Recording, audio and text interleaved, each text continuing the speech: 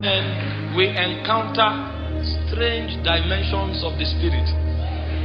Strange. Because I sense that angels of the presence, they will be ministering. And so please be sensitive.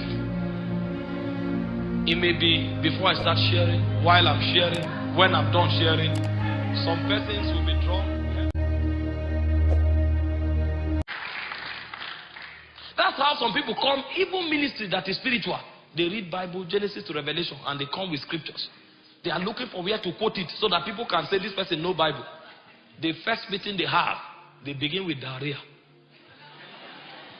And they do the ministry for 3 months. They pack in the night and run. You will ask them, why are you running? They can't explain. But they met something. They met something. This is not an attempt to scare anybody, but it's to tell you what you will contend with. Yes, you will win because you are more than a conqueror, but you must fight.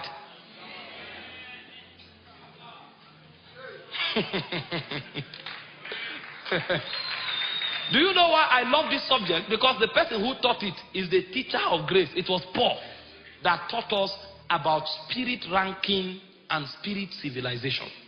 The first thing Paul said, he said, be not ignorant of the devices of the devil. If it was James that taught it, we will say, okay, James is an Old Testament apostle.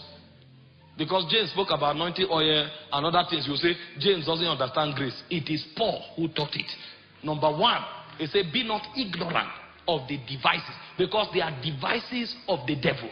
Number two, he said, we wrestle not against flesh and blood. So there is a battle you fight for every authority you command. Because every time you wield power, there must be opposition. There must be contrary forces. And anytime you say, thy kingdom come, it's a declaration of war. The spirits will come to ask you, which kingdom do you want to bring here? Are you not aware there was a kingdom?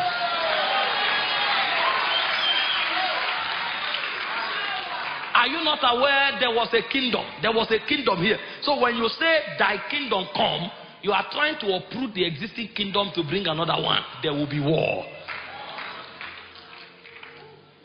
Are you following? So let me show you the structure so that you have understanding of how this system works before we journey. Colossians 1 verse 15. He was speaking about Jesus and he was giving us, because Paul gave us the structure of the spirit realm in light. He also gave us the structure of the spirit realm in darkness. Because darkness is actually a counterfeit of light. So in Colossians 1 from verse 15, he was talking about Jesus and he began to show us the strata and the stratification of the spirit realm. And this is what Paul said. Speaking about Jesus, he said he is the image of the invincible God, the firstborn over all creation. Go to the next verse. It said, for by him were all things created that are in heaven and that are on earth, visible and invisible. Now, that is the first lecture Paul gave you. That everything you see in the visible realm, don't assume that's all there is.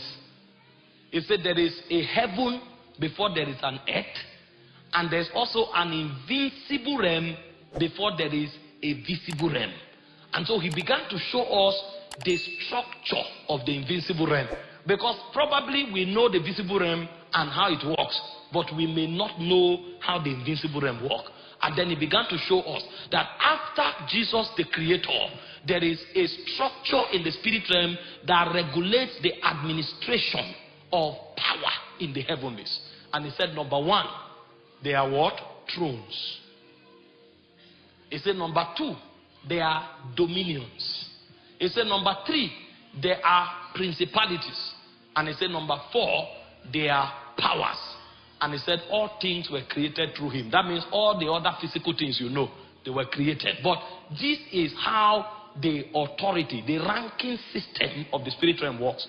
You have thrones, you have dominions, you have principalities, and you have powers.